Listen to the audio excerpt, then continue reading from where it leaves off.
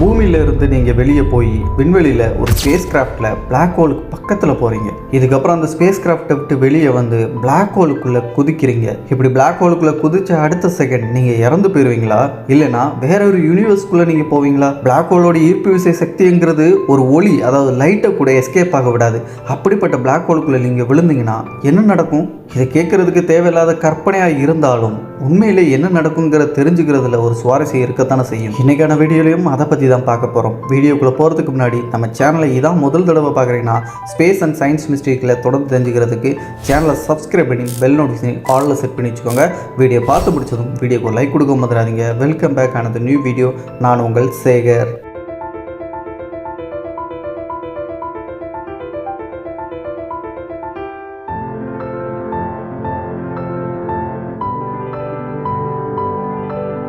Black hole அப்படிங்கிற கருந்துளை அப்படின்னா என்னங்கிறத முதல்ல தெரிஞ்சுப்போம்.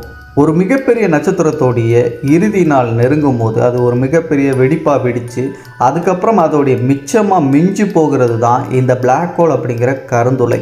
அதோடைய ஈர்ப்பு விசை அப்படிங்கிறது நம்மளால் யூகிக்க முடியாத அளவுக்கு இருக்கும். இந்த அளவுக்கு யூகிக்க முடியாத அளவுக்கு ஈர்ப்பு விசை இருக்கிறதுக்கு காரணம், ஒரு நட்சத்திரத்தோட இறுதி நாள் நெருங்கி அது வெடித்து சிதறி அதோடைய மையப்பகுதி ஒரு இடத்துல மிச்சம் இருந்து அது மிகப்பெரிய அளவில் ஈர்ப்பு விசையை கொண்டு இருக்கும். ஒரே இடத்துல அப்படி குவிஞ்சு இருக்கும்போது அதனால தான் பிளாக் ஹோலோடைய ஈர்ப்பு விசையும் அவ்வளோ அதிகமாக இருக்குது. பிளாக் ஹோல் சம்மந்தமாக நிறைய பேருக்கு ஒரு மித்து அப்படிங்கிறது இருக்குது. பிளாக் ஹோல் பக்கத்தில் போகிற எதுவாக இருந்தாலும் அது தனக்குள்ளே இழுத்துரும், ஒளியாக இருந்தாலும் கூட அது தனக்குள்ளே இழுத்து வெளியே எஸ்கேப் ஆக விடாது அப்படின்னு நினச்சிட்டு இருக்காங்க.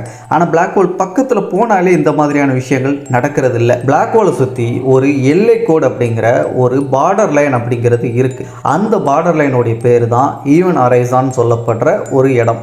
இந்த இடத்தை தாண்ட எந்த ஒரு பொருளாக இருந்தாலும், அது எந்த பருப்பொருளாக இருந்தாலும் நிச்சயமாக அதுக்குள்ளே இழுத்துரும்.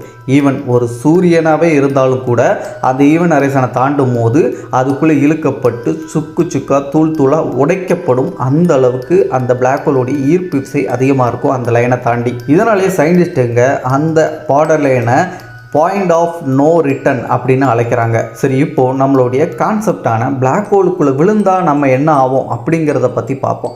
முதல்ல சொன்ன மாதிரி பிளாக் ஹோல் பக்கத்தில் போனாலே அது எல்லாத்தையும் இழுத்துரும் அப்படிங்கிறது மித்து. ஆனால் அந்த ஈவன் ஹரைசானை தாண்டுனா எந்த ஒரு பொருளும் தப்பிக்க முடியாது அப்படிங்கிறது புரிஞ்சிருக்கும் நான் சொன்னதை வச்சு. அந்த வகையில் பிளாக் ஹோலுக்கு பக்கத்தில் நம்ம போய் ஒரு பிளாக் ஹோலை பார்க்குறோம். ரொம்ப தூரத்தில் இருக்குது, ஆனால் அது நம்மளை இழுக்கலை. ஸோ நம்ம கொஞ்சம் முன்னேறி போய் அந்த ஈவன் ஹரைசானுக்கு பக்கத்தில் போய் நின்று ஸ்பேஸ் கிராஃப்டை விட்டு வெளியே வந்து அந்த ஈவன் ஹரைசானை தாண்டி ஜம்ப் பண்ணி உள்ளே குதிக்கிறதுக்கு ட்ரை பண்ணுறோம். உள்ளே குதிக்கிறோம். அப்படி குதிச்ச அடுத்த செகண்டில் இருந்து நமக்கு எதுவுமே நடக்காத மாதிரி தான் இருக்கும். பட் டிஃப்ரெண்ட் அப்படிங்கிறது மெல்ல மெல்ல நீங்கள் ஃபீல் பண்ண ஆரம்பிப்பீங்க. பிளாக் ஹோலோடைய ஈர்ப்பு விசை கொஞ்சம் கொஞ்சமாக அதிகரிக்கும். அப்படி அதிகரித்த அந்த செகண்டில் இருந்து பிளாக் ஹோலுக்குள்ளே குதித்த உங்களுக்கும் அந்த ஸ்பேஸ் கிராஃப்டில் இருக்கிற அந்த நபர் இன்னொரு நபருக்கும் இருக்கக்கூடிய அந்த டைம் டிஃப்ரெண்ட் அப்படிங்கிறது பெரிய லெவலில் மாற்றங்கள் ஏற்படும். புரிகிற மாதிரி சொல்லணும் அப்படின்னா, பிளாக் ஹோலுக்குள்ளே குதித்த உங்களுடைய டைம் அப்படிங்கிறது ரொம்ப ஸ்லோவாக இருக்கும். அதுவே ஸ்பேஸ் கிராஃப்டில் இருக்க இன்னொரு நபருக்கு டைம் அப்படிங்கிறது கொஞ்சம் நார்மலாக இருக்கும். உங்களை கம்பேர் பண்ணும்போது உங்களுடைய டைமை விட அவருக்கு கொஞ்சம் ஃபாஸ்ட்டாக இருக்கிற மாதிரி ஃபீல் ஆகும். நெக்ஸ்ட், உங்களுக்கும் பிளாக் ஹோலுக்கு இருக்கக்கூடிய அந்த டிஸ்டன்ஸ் அப்படிங்கிறது மெல்ல மெல்ல குறைய ஆரம்பிச்சிருக்கும். இந்த சமயத்தில் தான் பயங்கரமான ஒரு விஷயம் நடக்க ஆரம்பிக்கும். அதாவது பிளாக் ஹோலுக்குள்ளே விழுந்த நீங்கள் சில நிமிடங்கள் ஆயிடுச்சு, கொஞ்சம் கொஞ்சமாக பிளாக் ஹோலுக்கு அருகில் போய்கிட்டு இருக்கீங்க. அந்த ஈவன் ஹரைசானை தாண்டிட்டீங்க. இப்போ பிளாக் ஹோலோட ஈர்ப்பு விசை காரணமாக உங்களுடைய கால் பகுதிக்கும் தலைப்பகுதிக்கும் ரெண்டு பகுதிக்கும் வெவ்வேறு விதமான டிஃப்ரெண்ட்டான ஈர்ப்பு விசையை ஃபீல் பண்ணுவீங்க. எப்படி நேரம் அப்படிங்கிற டைம் அப்படிங்கிறதும் பிளாக் ஹோலுக்கு பக்கத்துலேயும் பிளாக் ஹோலுக்கு தூரத்தில் இருக்கிறவருக்கும் வித்தியாசமாக இருக்கும். அதே மாதிரி ஈர்ப்பு விசை அப்படிங்கிறதும் உங்களுக்கு டிஃப்ரெண்ட்டாக இருக்கும்.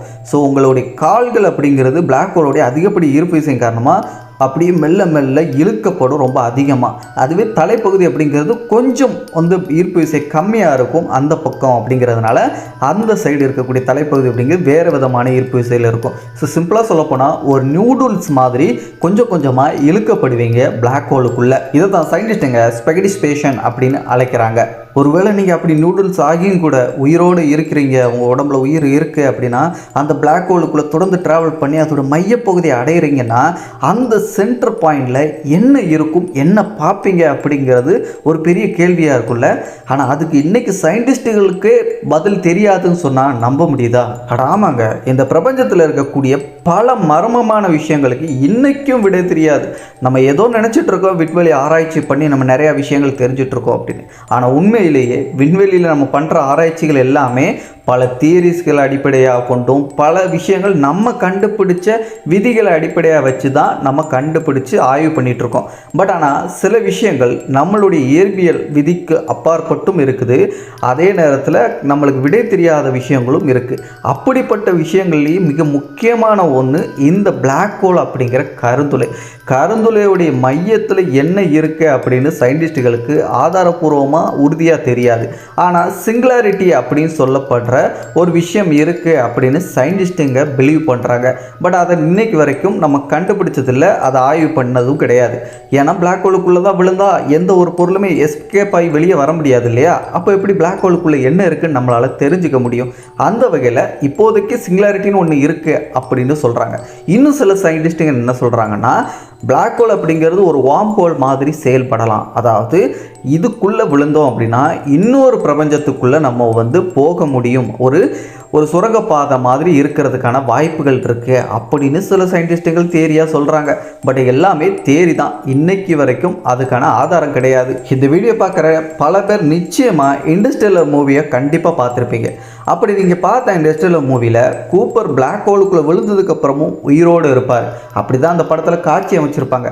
அது ரியாலிட்டியில் சாத்தியமானு கேட்டால் இல்லவே இல்லை. பட் அந்த படத்தில் காமிச்சிருக்கக்கூடிய பல காட்சிகள் நம்ம விண்வெளியில் ஆராய்ச்சி பண்ணி கண்டுபிடிக்கப்பட்ட பல விஷயங்களை ரெஃபரன்ஸாக வச்சும் இயற்பியல் விதிகளுக்கு உட்பட்டும் தான் அந்த படத்தில் சில காட்சிகள் அமைக்கப்பட்டிருக்கு. ஸோ படத்தில் பிளாக் ஹோலுக்குள்ளே விழுந்தாலும் நம்ம உயிரோடு இருக்கலாம் அப்படிங்கிற விஷயத்தை படத்தில் காட்டியிருந்தாலும் ரியாலிட்டி படி பார்த்தா கண்டிப்பாக அதுக்கு இப்போதைக்கு வாய்ப்பே இல்லை அப்படின்னு தான் சொல்லணும்.